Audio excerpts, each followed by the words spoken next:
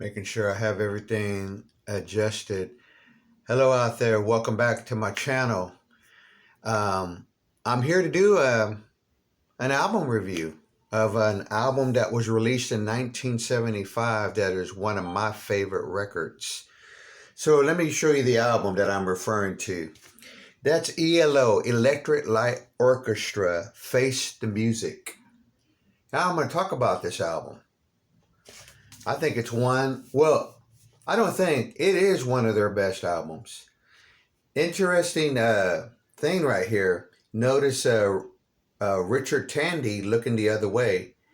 All the other members looking through the what they say the glass in the studio. And what I read about that is that he really wasn't all in on this project. Is what from what I read on certain websites. But he does some fantastic work on this album, playing the clarinet, vernet, or something like that. It's a keyboards, acoustic guitar, or guitar, it says. And yeah, and he's passed away, so rest in peace. Great musician. ELO, great band.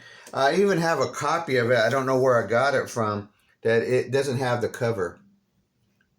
And I'd like to get a cover for that. But yeah, I'm here to talk about what I say is ELO, an album that's a gem, one of their great records, released in 1975.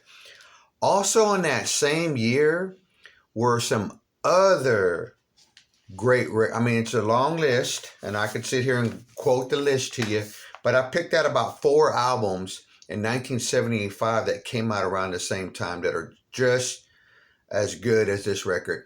Blues for Allah, Grateful Dead. Minstrel in the Gallery, Jethro Tull. Pink Floyd, Wish You Were Here. Love that record too. And one of my favorite Supertramp albums, which I'll be doing a review on that album. That's Crisis. What Crisis? Great albums that were released. 1975, ELO released the album Face the Music. Couple of things that I thought, what do I remember about that release? Well, I heard the song Evil Woman, and that was the song that was my gateway into getting into ELO. And I didn't pull it out of my collection, but I remember getting that album that's like like a best of, where it shows the girls holding up the ELO records and it looks like it's at some kind of beach where they're standing. That was one of the first things I remember getting as a youngster on vinyl and just listening to that over and over. I recently found it again, and I gave it a spin clean, and I love that. I forget what it's called. I think I know it's a greatest hits. Face the Music is a great example, again, of progressive pop rock. It's art rock, symphonic rock, and just a little background history for those who may or may not know about ELO. They came out of a band, a really good band, when they had Roy Wood and other members, and the band was called The Move. One of my favorite albums by The Move is Message from the Country, which I hope to get that on vinyl one day. They're from Birmingham, England, okay? And this album had a lot of commercial success. I'm looking down at my notes. And what I want to say about that, there is nothing wrong, in my opinion, with a prog rock band or a progressive band to have commercial success. Nothing wrong at all. We saw that with Genesis later on during the 80s. One of my favorite songs by Genesis around that period was A Hole in My Heart. I love the way Phil Collins gives a great vocal delivery. But let's get back to the Face the Music. This album, like I said, a couple of things I remember about it. I remember seeing the album everywhere in record stores. And this would have been around the time when I lived in Houston, Texas. There were a lot of record stores there. And the other thing was, I remember it wasn't cool with other kids if you like ELO. So that's something you learn early on, right? Um, one, this album has about three big hits on it.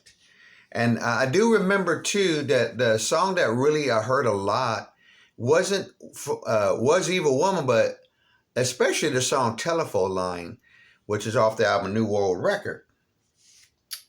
And but this album had like three of the big hits. They had some commercial success there.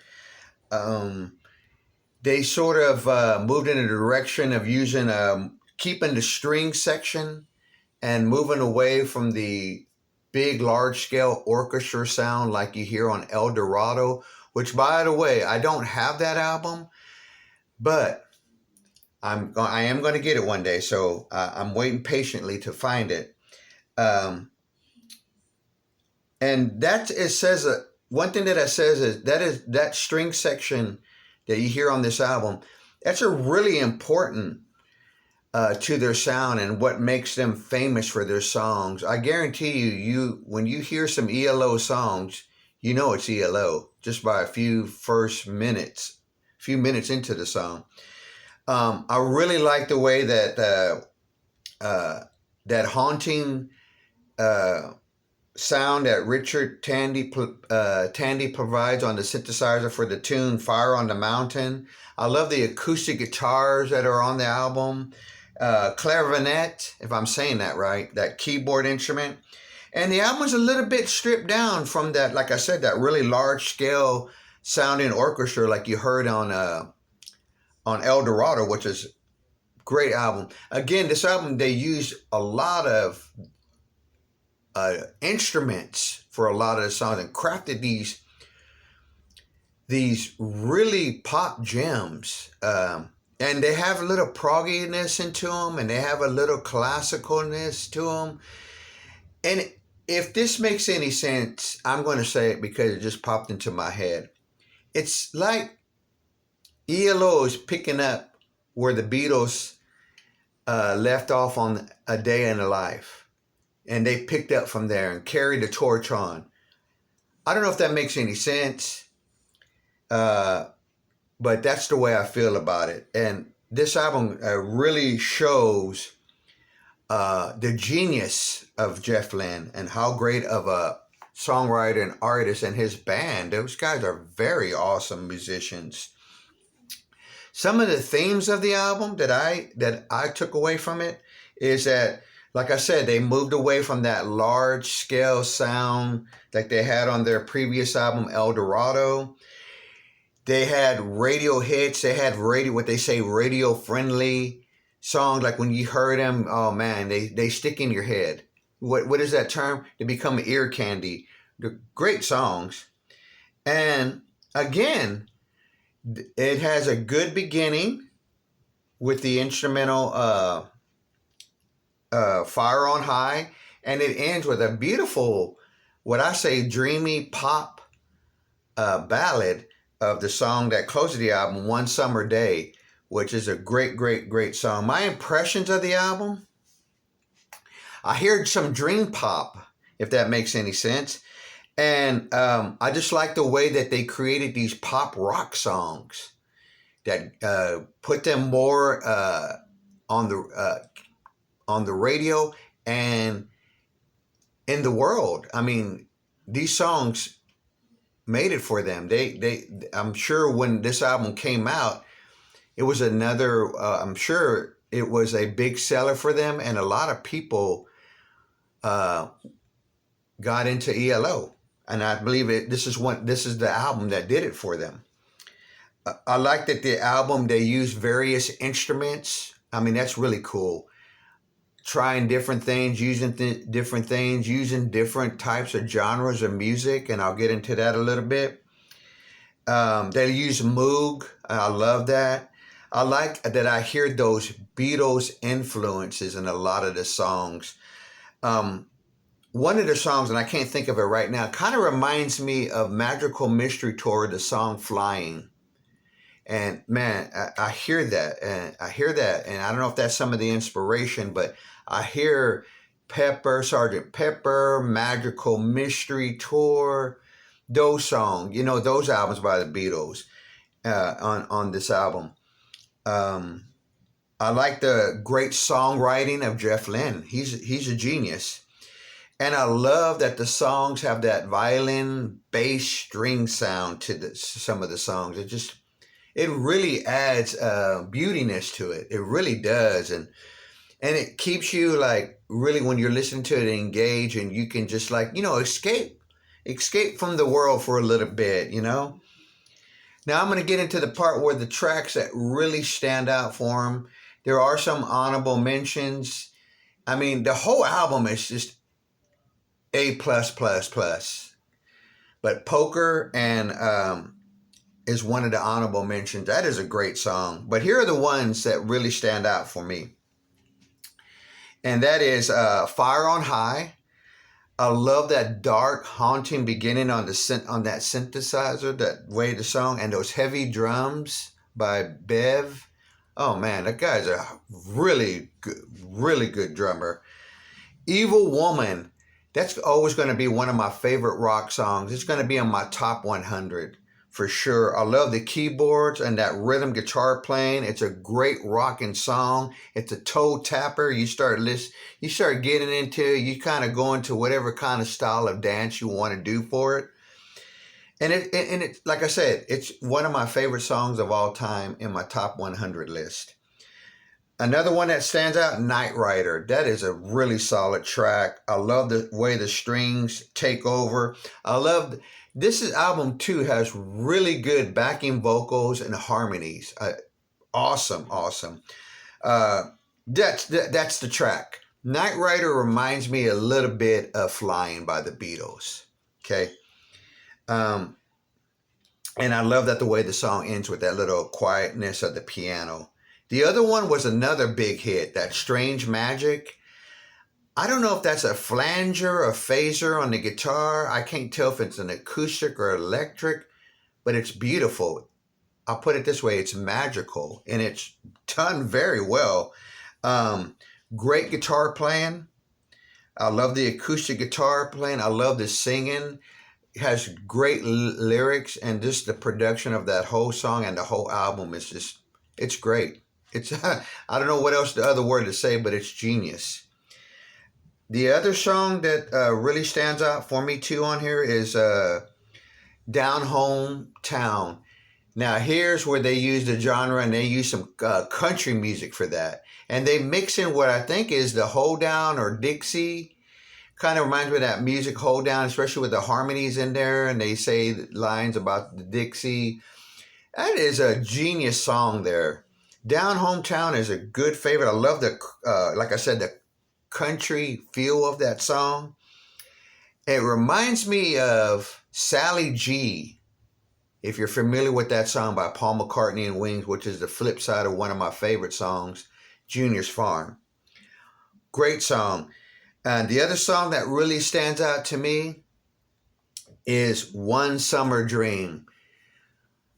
Great closer. I mean, this album, like I said, great beginning and a great closing song. One Summer Day is just dreamy pop. It's beautiful. Kind of reminds me of the way the Beatles end the White Album, Good Night, with Ringo. I mean, that's just the way I look at it. It's a good closer. I could just see the curtains closing and the clouds flowing. It's just really a deep and dynamic song. I love the acoustic guitar playing on it, the strings, the vocals. The song has three of my favorite chords on there, especially when it says One Summer Dream, which I believe, if I remember right, it's like a A minor to E minor. Beautiful chords, and I believe the song's in the key of C, but I could be wrong. But C, A minor, E minor, I know there's some other chords in there, but those are just great chords to use when you're putting together a great song here. Now, I forgot which one of these songs, but I read that one of these songs, Jeff Lynne, it might have been one of the big hits, put that song, constructed it together in 6 minutes. That is really incredible. Some other things I wanted to mention is, Jeff Lynne has done a lot of work with a lot of folks, like the Traveling Wilburys. He's had a solo album, which I never heard it, never really listened to that album. The later stuff of ELO is really good, but he's also helped with the producing of this album right here, Tom Petty, Full Moon Fever, which is really a rock solid album. I really hear his influence on the song "I Won't Back